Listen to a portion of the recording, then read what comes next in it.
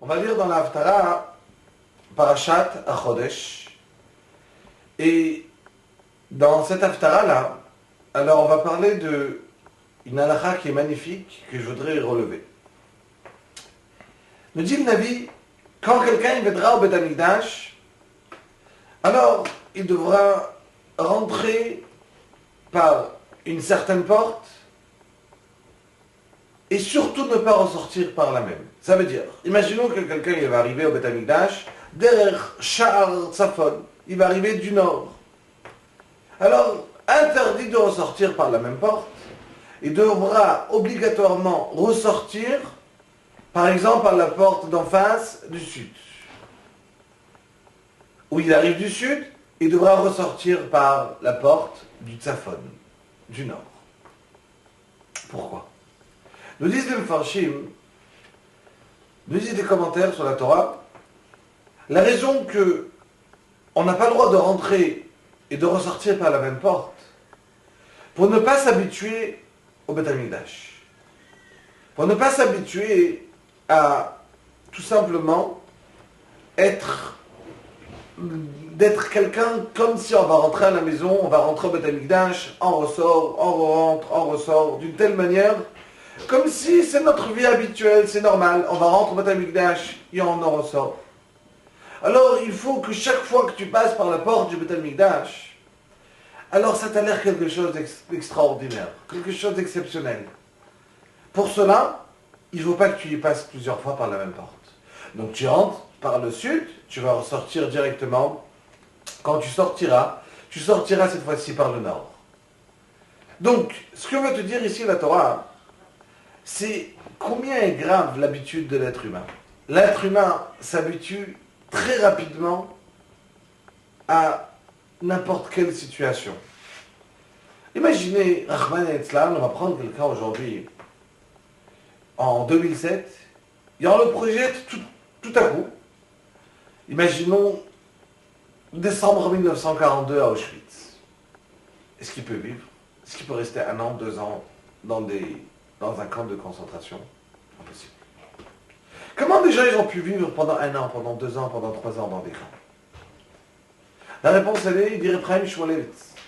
C'est que les gens, ils se sont habitués, ils marchaient Hitler, il leur a mis au début des xérotes, des décrets. Il y a un petit fur et à mesure, on les a habitués qu'il y a l'antisémitisme dans le monde. Après, on les a fait passer dans un ghetto. Et après, ils ont écouté qu'il y avait une certaine idée que peut-être il y a une solution finale pour les Juifs.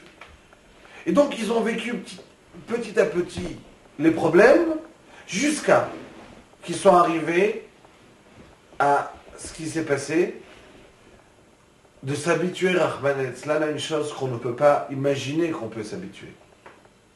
Mais l'être humain s'habitue à n'importe quelle situation. Dans le bien, comme dans le mal. Qui veut dire que même dans le bien, qui en vérité pas extra, c'est par exemple la tfila. Chaque jour on a le choix, on a la possibilité de venir et de parler à Kadosh Baruch Hu. Imaginons qu'on aurait pu parler que à Jacques Chirac. Alors quand même on se serait préparé.